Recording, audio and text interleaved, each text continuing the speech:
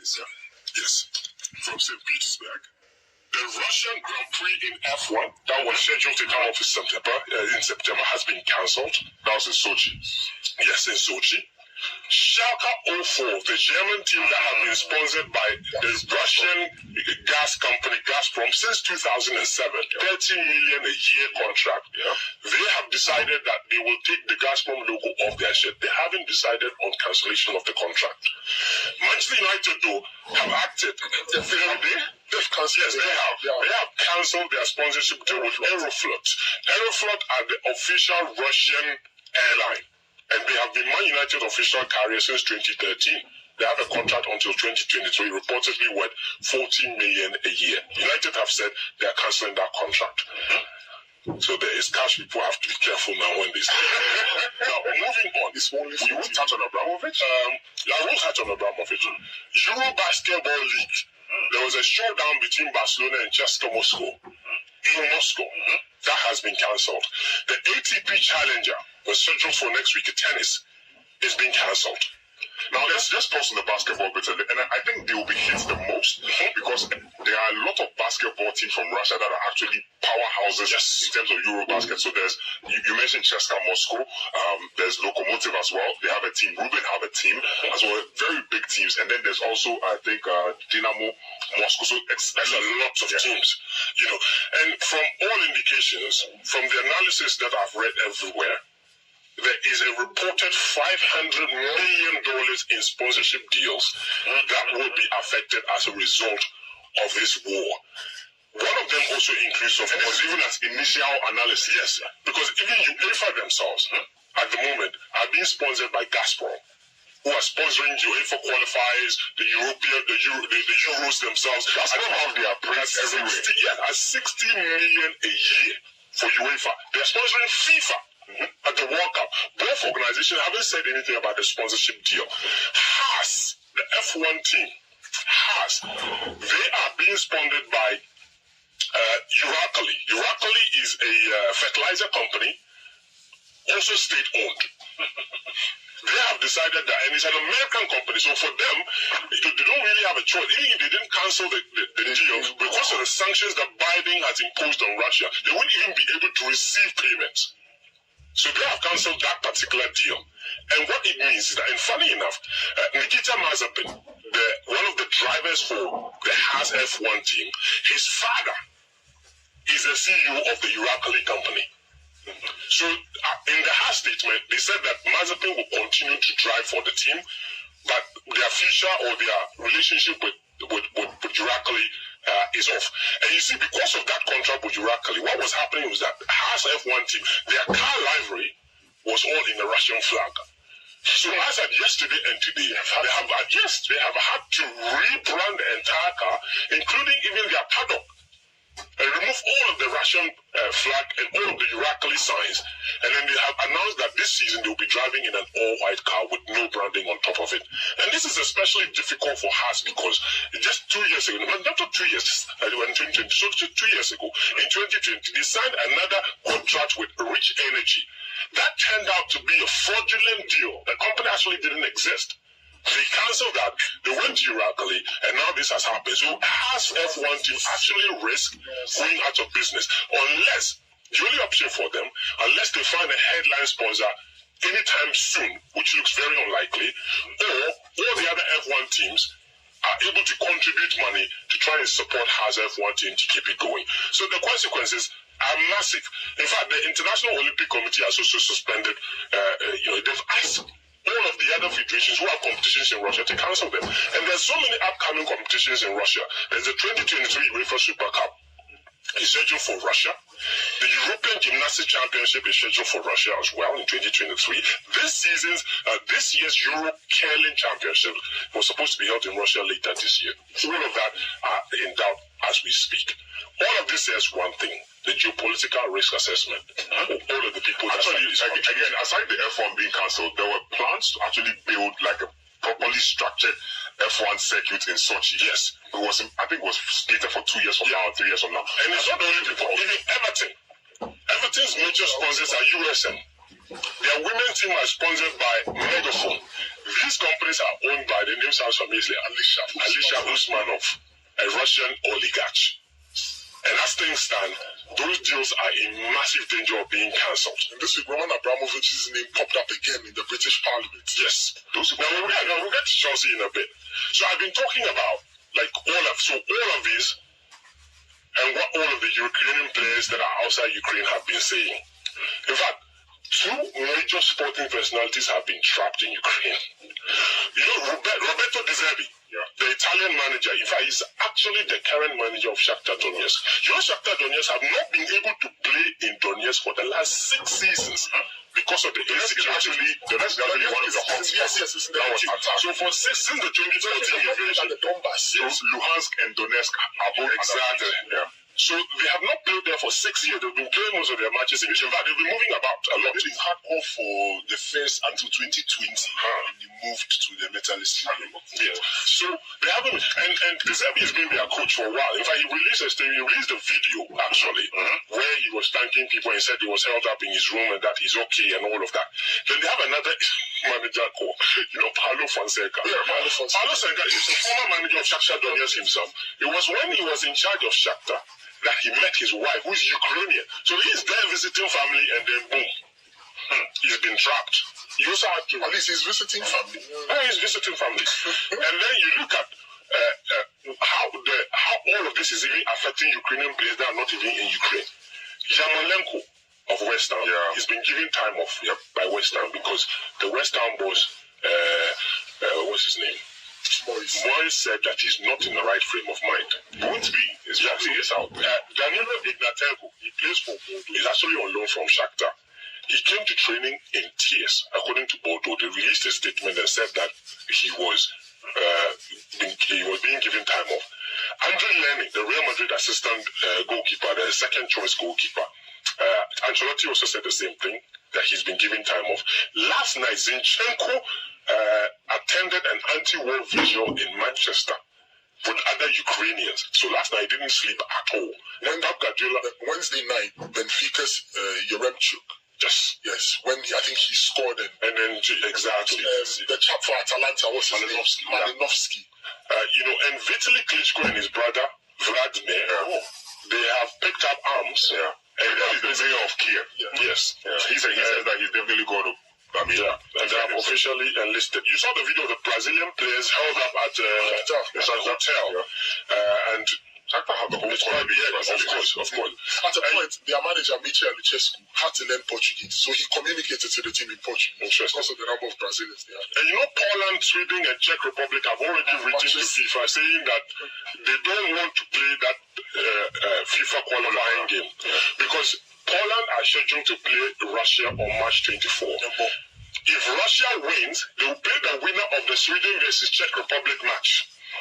And so those three countries have already told him that they are putting pressure on. And these are countries that actually have history with Russia. They do already. So they're putting pressure on FIFA to cancel and basically throw out Russia, because Ukraine have written to FIFA and UEFA to tell them to expel Russia and all the teams that belong to Russia from their competition. The Europa League, one of them was in a draw yesterday, and so they are still actively playing. And then it brings us to how all of this affects Chelsea Football Club, and this is a very important topic. All right.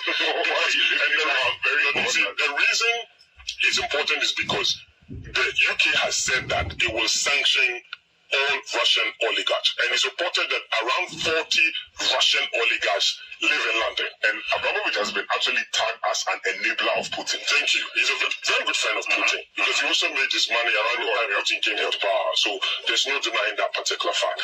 As things stand, actually, Chelsea, of course, we know belongs to Abramovich, bought the team for £1 in 2003 from Cambridge. As things stand now, Abramovich has loaned Chelsea nearly £2 billion. Nearly. Not as much. Nearly £2 billion in loans. All right? There's a holding company that controls Chelsea. That holding company is... So Abramovich doesn't just hand the money, take the money and give it to somebody. The way Abramovich financed the club was through loans. And it's a very intelligent business arrangement. All right. So there's a holding company for Chelsea. The company borrows from Abramovich's companies. So that's how Abramovich finances. That's how he finances Chelsea. So they go and borrow the money, but because it is his company, they don't put pressure on the team to pay the money. So Chelsea continues to borrow and get all of that money to finance the club. So if Abramovich today were to be sanctioned, Chelsea will have to cough up. No, they just don't have to cough up. But if Abramovich were to be sanctioned, he's reportedly worth $13.6 billion. The only way Chelsea would be in trouble is for Abramovich to say, pay my money, pay my loans now. Yep. Then that's where Chelsea will not be able, of course they can't, they don't have $2 billion lying somewhere. There is no cash anywhere. Chelsea is reportedly, now, and you see, Chelsea is reportedly worth around $3.6 billion or something of that sort. Sell the club. Unless you sell the club. And as things stand, investors are only willing to buy clubs where they can pump in money and raise the value of the club rather than buying a very established club. How much more value can you really add to it? How much profit can you make from that? But nobody sees that happening because even if Abramovich is sanctioned, which is not at the moment, he still has lots of money elsewhere.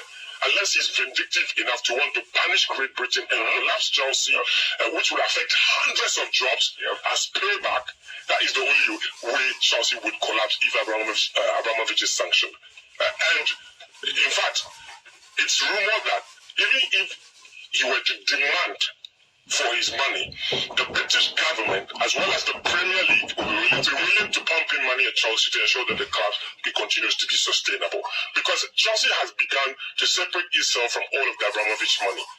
From loaning the club hundreds and hundreds of pounds each year when he first took over. Right now, last season, Abramovich only loaned Chelsea around £16 million or so. So Chelsea's dependency on Abramovich has reduced drastically.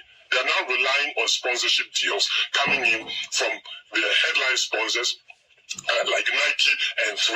Nike and 3 alone brought Chelsea around $130 million a season last year. Every season, $130 million from Nike and 3.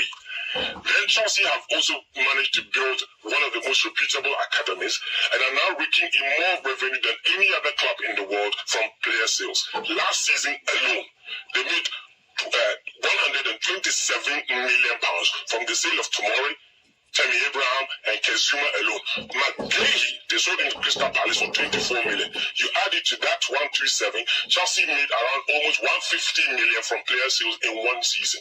So the club has gradually found a way of separating themselves from Roman Abramovich. That is why it looks like even if Abramovich is sanctioned, the Chelsea Football Club as an entity will survive without the Abramovich money. Because in the last few years, they have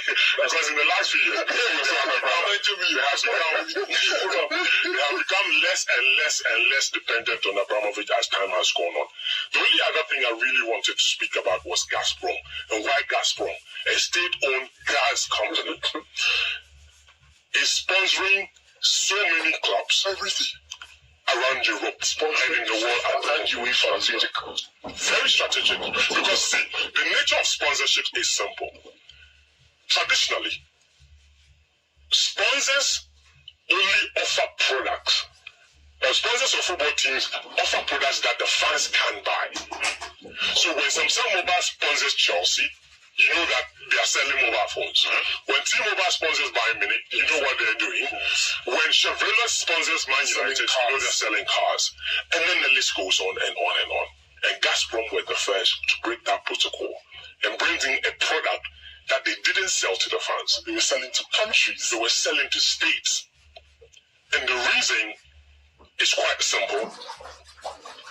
They're using it as a way to win a lot of goodwill from all of these companies to expand, by extension, their influence beyond even expanding the communism agenda. You see, and it goes back to much like what people are accusing the Saudi state of doing through Newcastle, and what the Qatari state is doing through PSG, and what the Emiratis are doing in Manchester. And Russia showed the way. In fact, they showed the way with Gazprom in 2005 when they stepped in to sponsor Schalke 04. At the time they came to sponsor Schalke 04, the club was in debt of 140 million. The only reason that was important, if you wanted to understand why Gazprom decided to sponsor Schalke 04, you have to go back to 2005, during the elections, when Gerhard Schroeder was contesting the elections with Angela Merkel. At that particular time, Schroeder was very good friends with a certain Vladimir Putin. And the only reason they were very good friends was because Putin and his Gazprom company were interested in building a gas pipeline straight from Russia all the way to Germany. And the reason they wanted to do that through the Baltic Sea was basically because every single year the pipelines that they had were passing through Ukraine to the west. Because Ukraine is positioned between Russia and Western Europe. Yeah. So the pipelines that they were transporting the gas to, and you have to remember that 39% of all of the gas in the EU area is coming from Russia. And they were paying around $2.2 billion every year to Ukraine for them allowing them to use the pipelines through their countries. So they wanted to bypass that. They didn't want to be paying that money. But in order for them to be able to build that particular pipeline through the Baltic Sea, they needed Germany to approve. And the Germans were very interested. So what is the better way to get public support than supporting a football club with hundreds of thousands of fans and basically saving the club? Because without that Gazprom sponsorship, Schalke would have gone down. So the moment they came in, there was goodwill from the people, and the opposition to the Gazprom pipeline, because under the Arctic, environmentalists didn't like it, and there were a lot of protests. But the moment they came in, pumped money into Gazprom, the people were quiet. People were quiet, and they were able to build that particular pipeline. And Schroeder, of course, lost the election in 2005, and by 2007, it was announced that he was the man to oversee the construction of the Nord Stream pipeline. So he had a new job. I love that pipeline. That pipeline was completed in 2011, and they were now bypassing Ukraine, pumping an awful lot of gas into that particular area. That goodwill obviously would appeal to UEFA, yes, would appeal to FIFA. Yes. And you see, and in fact, in 2007, you know how your good friends football club, Grevner Sveda, Red Star, you know they're also sponsored by Gazprom. The only reason Gazprom sponsored that Serbian team was because they were looking to build another pipeline called the South Stream. And the South Stream would have gone through Serbia. So how do you get the goodwill of the Serbian people? By sponsor their BTS club. So they go and sponsor. Of course, that particular pipeline project halted, it was closed, never completed. And then you go into St. Petersburg. You know how there was a time where from nowhere Zenit St. Petersburg became a powerful club. They even won the Europa League in 2008. They won the Super Cup. They won the Super Cup. Money. It was all the money from Gazprom that transformed them. Yuri Zerko. Thank you. Asavi, they had a lot of money back in the day. So the geopolitics of all of this football sponsorship is very important. Somebody would say it's football and this is politics. No, yes. Everything is. No. It is all connected. It is all connected.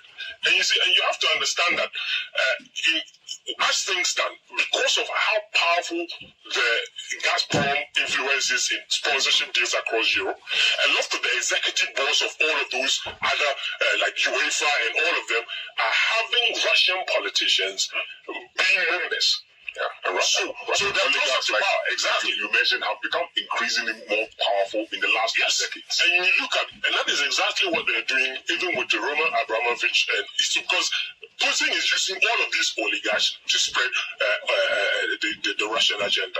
Because buying Chelsea and turning it into what it is, because Gazprom even have a sponsorship deal with Chelsea Football Club.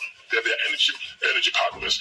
So we're saying that the geopolitics or the geopolitical nature of the football world as things stand now requires a lot of these teams to be more geopolitically correct and do a risk assessment that is not only based on finances and the team's ability to pay, but one that also pays attention to all of the politics in order to avoid some of these things. Because there's a whole economy that is about to collapse because of the issues that you create. Now, you go back to, if there's an issue with Qatar, you know how many football clubs will be hit?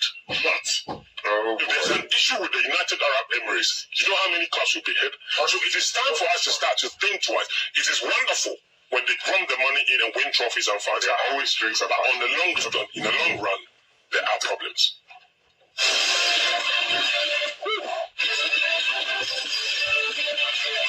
what's going on. Football